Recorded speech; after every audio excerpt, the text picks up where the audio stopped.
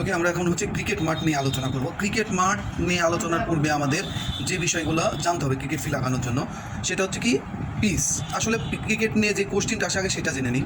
Cricket নিয়ে প্রত্যেক পরীক্ষায় যে কোশ্চেনটা আসে সেটা হচ্ছে ফিল্ডারের পজিশন সহ একটা ক্রিকেট ফিল্ড অঙ্কন করো।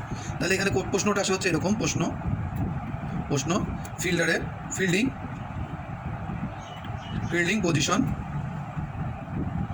পজিশন সহ ক্রিকেট মাঠ অঙ্কন করুন। এটা হচ্ছে প্রশ্ন।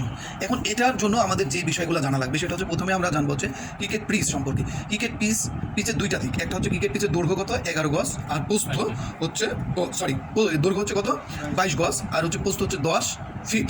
এরপরে আমাদের জানতে হয় যে ক্রিকেট পিচকে কেন্দ্র করে একটা সার্কেল থাকে, প্রথমে যেটা সার্কেল থাকে সেই সার্কেলটা হচ্ছে কত 30 গজের সার্কেল। আর এরপরে থাকে হচ্ছে কি ক্রিকেট ফিল্ডে বাউন্ডারি লাইন, অর্থাৎ বাউন্ডারি লাইন হচ্ছে সর্বনিম্ন হবে 50 মিটার, সর্বোচ্চ হচ্ছে 90 মিটার। এর মধ্যে থাকবে হচ্ছে বাউন্ডারি লাইন।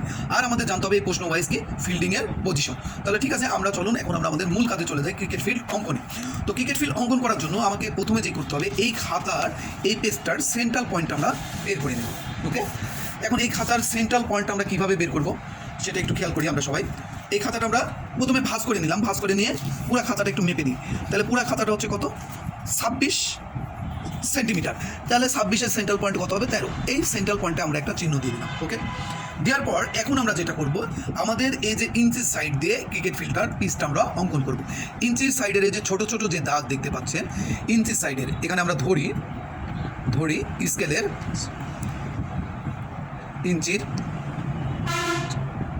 ইঞ্চির সাইডের ছোট এক দাগ সমান 1 গজ। এটা আমরা ধরে নিলাম। তাহলে আমাদের এই ছোট এক দাগ সমান ধরলাম কত 1 গজ। তাহলে এখন চিন্তা করেন আমরা যে খাতার সেন্ট্রাল পয়েন্ট বের করেছি সেই সেন্ট্রাল পয়েন্টে একটা রাখলাম, রেখে এখন একের এই পাশে 4 4 8 আর 3 11 এইখানে একটা দাগ দিলাম। আবার এই পাশেও 4 4 8 8 3 11 এইখানে একটা দাগ দিলাম। তাহলে দেখেন এই পাশে 11 দাগ দিলাম মানে 11 গজ, এই পাশেও 11 দাগ দিলাম মানে 11 গজ। 11 দুগুণে কত হলো 22 গজ। ক্লিয়ার? এখন আমাদের কি করতে হবে সেটা হচ্ছে আমাদের এই যে পিচের আমরা দৈর্ঘ্যটা চিহ্নিত করে নিয়েছি, এখন আমাদের পিচের পোস্তগুলা বের করতে হবে। এখন পিচের পোস্ত কত আমরা জানি 10 ফিট। তাহলে এই যে এটারে যদি আমরা মিডিল স্ট্যান্ড ধরি তাহলে এই পাশে 5 ফিট, এই পাশে 5 ফিট। তাহলে আমরা জানি 1 গজ সমান 3 ফিট। তাহলে 2 গজ সমান হচ্ছে কত 6 ফিট। তাহলে আমরা 5 ফিট নিতে হলে কী করবো 2 গজের একটু কম দিব। এই যে 2 গজ থেকে একটু আমরা কম নিলাম, নিয়ে এখন এই যে আমরা পয়েন্ট রাখছিলাম এই পয়েন্টের উভয় পাশে আমরা 2 গজের একটু কম রাখার সেই চিহ্নটা দিলাম। তাহলে এই পাশে 5 ফিটের একটা চিহ্ন দিলাম, ওই পাশে 5 ফিটের চিহ্ন। এখন একইভাবে এই পাশেও একটা চিহ্ন দেব, এই পাশেও একটা চিহ্ন দিলাম। ওকে, এখন আমাদের কাজ হচ্ছে কি এই চিহ্নগুলারে যোগ করে দেওয়া। ওকে, এই চিহ্নগুলারে যোগ করে দিই।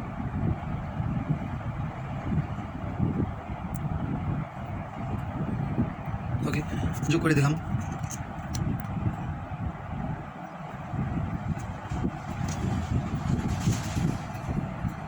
ওকে, এটা আমাদের ক্রিকেট পিচ অঙ্কন হয়ে গেছে। তাহলে এই সেন্ট্রাল যে একটা স্ট্যাম্প ছিল চিহ্ন দিয়ে রাখছিলাম, এর পাশে আরও 2টা ছোট ছোট চিহ্ন দিয়ে আমরা স্ট্যাম্পের নমুনার একটা চিহ্ন দিয়ে রাখলাম।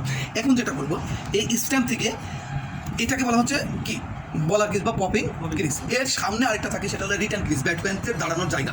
পপিং ক্রিজ থেকে রিটার্ন ক্রিজ থাকে হচ্ছে 4 ফিট সামনে। তাহলে এখানে 4 ফিট মানে 1 দাগ সমান হচ্ছে কত 3 ফিট, 1 গজ সমান। তাহলে 1 গজের একটু বেশি নেব, তাহলে কত হলো এই যে আমরা 1 গজের একটু বেশি নিলাম, নিলে 4 ফিট হয়ে গেল। তাহলে এই 4 ফিটের সামনে একটা চিহ্ন দেন। ওকে, এই পাশেও একটা চিহ্ন দিন। ওকে, হ্যাঁ, আবার এই পাশেও একটা চিহ্ন দিব ঠিক একইভাবে। ওকে, এই পাশে একটা চিহ্ন দেন, এই পাশেও একটা চিহ্ন দিলাম। দেওয়ার পরে এখন যেটা করবো আমরা সেটা হচ্ছে দেখেন এই যে পপিং ক্রিজের বাইরের যে সীমানা এই ওয়াইটের দাগ বা এই সীমানা চিহ্নিত করার জন্য আরও 6 ফিট একটা জায়গার একটা চিহ্নিত করে রাখে যে এই পর্যন্ত বলাররা যাইতে পারে। এটার একটা সীমানা চিহ্নিত করে রাখার জন্য 6 ফিট একটা দাগ দেওয়া থাকে বাইরে। তাহলে এই যে 2 দাগ সমান আমরা জানি কত, 1 দাগ সমান হচ্ছে 1 গজ সমান 3 ফিট, তাহলে 2 দাগ সমান 6 ফিট। তাহলে এটার বাইরে আমরা 6 ফিটের একটা দাগ দিয়ে রাখবো। ওকে, এটার বাইরে একটা 6 ফিটের একটা দাগ দিয়ে রাখবো। এই পাশেও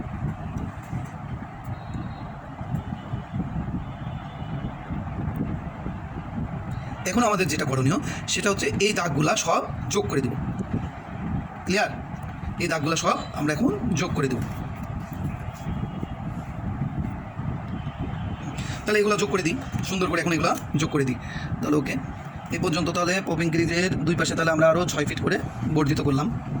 ওকে, আবার এটারও রিটার্ন ক্রিজ, এটারও দুই পাশে 6 ফিট করে বর্ধিত করলাম। এ পাশেও যান একইভাবে।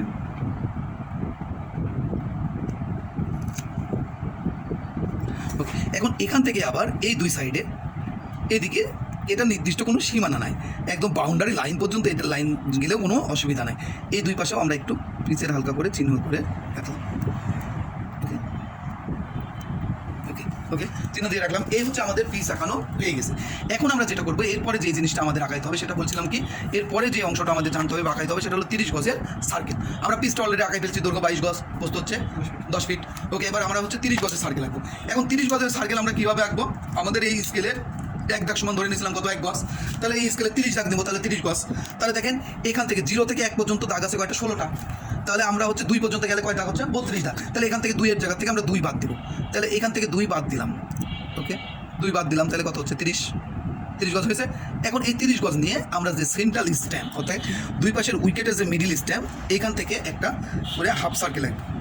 এই হাফ সার্কেলটা যাবে হচ্ছে কি পপিং ক্রিজ পর্যন্ত, এই পাশের পপিং ক্রিজ থেকে ওই পাশের পপিং ক্রিজ, এই সীমানা পর্যন্ত এই হাফ সার্কেলটা হবে। এটাকে একটু খেয়াল রাখবেন। ঠিক একইভাবে ওই পাশটাতেও নিয়ে যাই।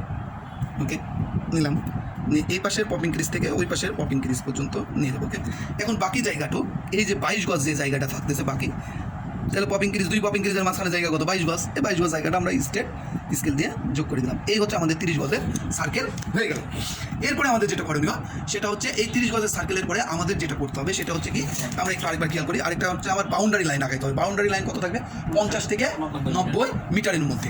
ওকে, তাহলে এখন দেখেন আমরা জানি 1 মিটার সমান 0.91 গজ, অর্থাৎ 1 মিটার, সরি ভুলে গেছি, এখানে 1 গজ সমান হচ্ছে 0.91 মিটার। তাহলে এখানে আমরা 1 দাগ সমান 1 গজ ধরে নিছি। তাহলে আমাদের যদি 50 মিটার নিতে চাই তাহলে আমাদের নিতে হবে এখানে হচ্ছে 54.45 দাগ আর কি। তাহলে 54.50 সমান হচ্ছে 54.50 দাগ সমান হচ্ছে 50 মিটার। তাহলে এখানে আমরা গণে নিই 16 দুগুণে 32, 3 16 48, 49 49 50 51 52 53 54 54.5, অর্থাৎ এই পর্যন্ত আমাদের যেতে হবে। খেয়াল করেন সবাই, এই যে 54.5 গেলাম, অর্থাৎ 54.5 গেলাম মানে এটা হচ্ছে 50 মিটার।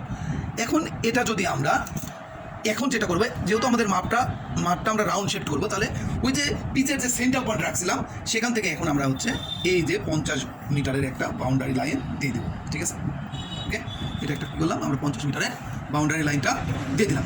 এখন আমাদের কাজ হচ্ছে কি ফিল্ডারের পজিশনগুলো লেখা। এখন আমাদের যে কাজ সেটা হচ্ছে ফিল্ডারের পজিশনগুলো লিখে নেব। তার আগে আমরা একটু চিহ্নিত করে রাখি, এই পাশটা হচ্ছে বোলিং প্রান্ত আর এটা হচ্ছে উইকেট কিপার প্রান্ত। এটা একটু মনে রাখলে কী হবে, আমাদের ফিল্ডারের পজিশনগুলো লিখতে সুবিধা হবে। প্রথমে আমরা যাই এই মিডিল স্ট্যাম্প থেকে কোনাকুনি এই জায়গায় একজন ফিল্ডার থাকে এবং এই মিডিল স্ট্যাম্পের এই কোনাকুনি একজন ফিল্ডার থাকে, অর্থাৎ বলারের বাম পাশে একজন থাকবে, ডান পাশে একজন থাকবে 30 গজ লাইনের বরাবর। এখন বলারের ডান পাশে যেটা থাকবে সেটাকে বলা হচ্ছে মিড অন, অর্থাৎ বলারের ডান সাইড অন মানে হচ্ছে কি খোলা, এটা এরকম বোঝাচ্ছে। আর ঠিক তার এই বাম পাশে যে থাকবে সেটাকে বলা হচ্ছে মিড অফ। ওকে, এখানে দুজন পজিশন থাকলো। এরপরে ঠিক তার সামনের দিকে এখন আমরা চলে যাব। আচ্ছা, এখান থেকে এখন সামনের দিকে এই প্রথম স্টেটের কোনাকুনি এই জায়গায় আরেকজন ফিল্ডার থাকে, এই ফিল্ডারের পজিশনটাকে বলা হয় হচ্ছে এক্সট্রা কাভার। তাহলে এক্স যে কাভার, এক্সট্রা কাভার। তার ঠিক আরেকটু সামনে স্ট্যাম্পের সোজাসুজি, অর্থাৎ পপিং ক্রিজের সোজাসুজি 30 গজের লাইনের আরেকজন ফিল্ডার থাকবে, এটাকে বলা হচ্ছে কাভার। আর ঠিক ওই যে মিডিল পয়েন্ট, অর্থাৎ পিচের মিডিল পয়েন্ট সোজাসুজি এই পাশে 30 গজ বাউন্ডারির কাছে একজন ফিল্ডার থাকে, এটাকে বলা হচ্ছে পয়েন্ট। আর এবার চলে যাই আমরা বলারের ডান সাইডে, অর্থাৎ ডান সাইডে উইকেটের সোজাসুজি এই যে এই উইকেটের সোজাসুজি একটা ফিল্ডার থাকে যেটাকে বলা হচ্ছে মিড উইকেট। মিড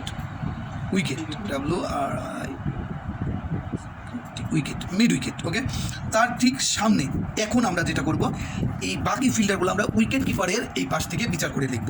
তাহলে এই মিড উইকেটের ঠিক সামনে, অর্থাৎ এই যে ওই পাশে উইকেট কিপার যে পাশ প্রান্তে যে উইকেট থাকে সেটা সোজাসুজি একজন ফিল্ডারের পজিশন থাকে, এটাকে বলা হচ্ছে স্কোয়ার লেগ।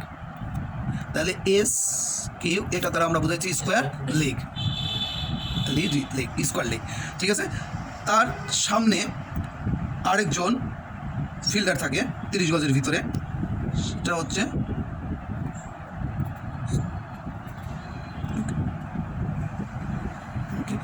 It's leg. এরপরে থাকবে হচ্ছে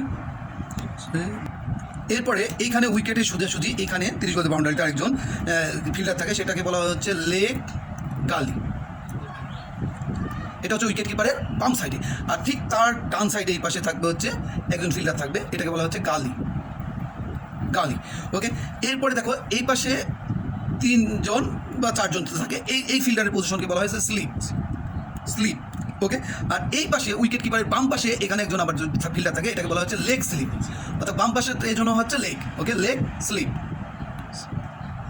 স্লিপ, ওকে। এরপরে দেখাও, এরপরে সামনে আরও কিছু ফিল্ডার থাকে, এটা হচ্ছে 30 গজের ভিতরে ফিল্ডার গেল। এরপর বাউন্ডার লাইনে আমরা আরও কিছু ফিল্ডার থাকবে, এখান থেকে সামনের দিকে যে বাউন্ডারি লাইনে এই স্লিপ সোজাসুজি বাউন্ডারি লাইনে একটা ফিল্ডার থাকে, এটাকে বলা হচ্ছে থার্ড ম্যান। থার্ড ম্যান, ওকে। এরপরে থাকে হচ্ছে এইটা সোজাসুজি উইকেট কিপারের সোজাসুজি একদম বাউন্ডারি থাকে হচ্ছে, সেটা হচ্ছে লং স্টপ। এখানে একজন থাকবে হচ্ছে লং, একদম বাউন্ডারি লাইনের সোজাসুজি থাকবে হচ্ছে লং স্টপ। স্টপ। এরপরে এই পাশে একদম বাউন্ডারি লাইনে একজন ফিল্ডার থাকবে, সেটাকে বলা হচ্ছে find leg. Find leg, leg, ঠিক আছে। এরপরে এই ফাইন্ড লেগের সামনে আর একজন ফিল্ডার থাকে, এটাকে বলা হচ্ছে লং লেগ। Long leg. এই যে লেগগুলো আছে, এই লেগযুক্ত ফিল্ডারগুলো সব থাকবে হচ্ছে কোথায়? উইকেট কিপারের বাম সাইডের দিকে থাকে, আছে, ঠিক আছে, এটা একটা মনে রাখবে। তারপর এই যে স্কোয়ার লেগের সোজাসুজি বাউন্ডারি লাইনে একটা ফিল্ডার থাকবে, এটাকে হচ্ছে বলা হচ্ছে ডিপ স্কোয়ার লেগ। অর্থাৎ এগুলো হচ্ছে উইকেট কিপারের বাম সাইডের পজিশন। এরপরে দেখো এখানে যে পয়েন্টটা ছিল, এখানে পয়েন্ট এর সোজাসুজি বাউন্ডারি লাইনে একজন ফিল্ডার থাকবে, এটাকে বলা হচ্ছে deep point. Deep point, point. এরপরে আমাদের কি আছে? কাভার। কাভারের সোজাসুজি বাউন্ডারি লাইনে থাকবে deep cover. Deep cover, cover, ঠিক আছে। এরপরে আছে কি এক্সট্রা কাভার, এটা সোজাসুজি এখানে থাকবে হচ্ছে ডিপ এক্সট্রা কাভার, ওকে। এরপরে দেখো এখানে আছে মিড অফ, এখানে হচ্ছে লং অফ। একদম মিড অফে সোজাসুজি বাউন্ডারি লাইনে থাকে এই ফিল্ডারটাকে বলা হচ্ছে লং অফ, ঠিক আছে। এবং এখানে আছে মিড অন, এই মিড অনের সোজাসুজি একদম বাউন্ডারি লাইনে একজন ফিল্ডার থাকবে, এটাকে বলা হচ্ছে লং অন। লং অন, অর্থাৎ এটা এই লং অনটা হচ্ছে বলারের ডান সাইডের দিকে, ঠিক আছে। এবং এইখানে এই ডিপ মিড উইকেট, এবং এই যে এখানে আছে উইকেট, উইকেটের সোজাসুজি এই জায়গাটায় আরেকজন ফিল্ডার থাকবে, এটাকে বলা হচ্ছে deep mid wicket. Deep mid wicket, wicket. এবং এই যে লম্বা এই জায়গাটা, এখানে আরেকজন ফিল্ডার থাকে, এই জায়গাটাকে বলা হয়, এই জায়গাটাকে বলা হচ্ছে cow corner. Cow corner, cow corner, okay. আর এইখানে স্টেট স্টপ বলে আরেকজন ফিল্ডার থাকবে, পজিশন থাকবে। এই হচ্ছে এই কয়টা পজিশন লিখলে হয়ে যাবে আমাদের ক্রিকেট মাঠ। যদি আমাদের প্রশ্নটা এইরকম আসে যে পজিশন সহ একটা ক্রিকেট ফিল্ড অঙ্কন করো, তাহলে আজকের মতো আমরা এখানে শেষ করছি। ধন্যবাদ সবাইকে।